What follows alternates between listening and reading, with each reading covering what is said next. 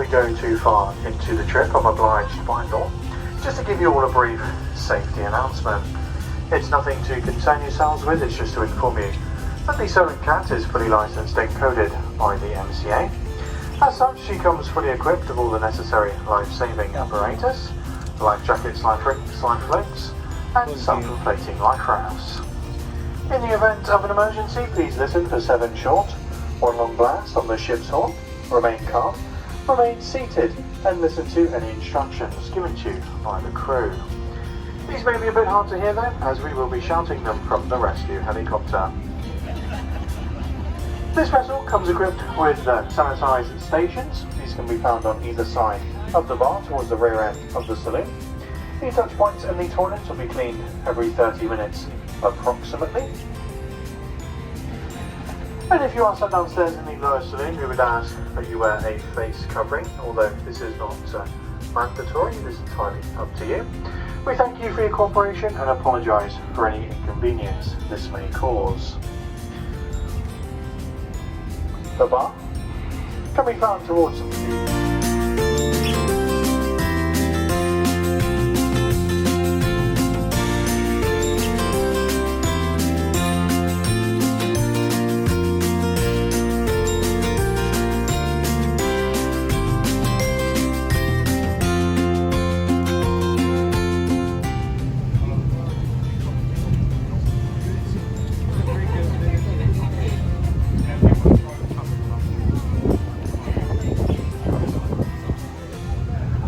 interest is coming up on the right hand side, the large mass of land you can see. This is Brownsea Island, the largest of the 5 islands found within Poole Harbour, measuring for 1.5 miles long, 3/4 of a mile wide, with a history of occupation dating back to the 9th century, where a solitary monk would live in a small chapel, blessing vessels coming in and out of the harbour.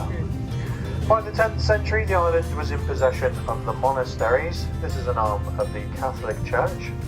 Their ownership of the island lasted for nearly 350 years, up until the reign of King Henry VIII. With his introduction of the Church of England to the British Isles via Reformation, he led an abolishment of anything to do with the Catholic Church and the seizure of many of their assets, Brownsea Island included. The island remained with the Crown up until the 17th century, when it was sold into private hands. The most notorious of these private hands was a Miss Bonham Christie. She purchased the island in the early 20s. She was a strong believer of preserving the wildlife on the island, so much so she hired 12 men armed with shotguns to patrol the island and make sure no members of the public were landing on its shores. This even extended to the emergency services, as when a fire was struck on the island, the fire service did come to the island's aid, although they were met with the business end of a number of shotguns and told to go away.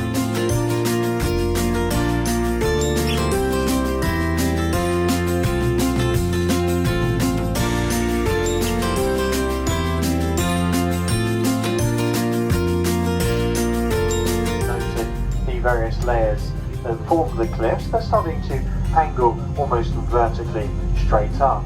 This is most likely a prehistoric geological event where 2 ancient tectonic plates came together during an earthquake. As they banged together, they forced each other up in direct vertical direction, most likely causing a volcanic explosion. As such, the formation of Ballard Down was more of a volcanic eruption as opposed to the forming of many layers of crustaceous and various other biomaterials. Ballard Down is about 140 metres high, and as we come around the edge of the cliff itself, there's a 50-degree slide drop on the other side of the down itself.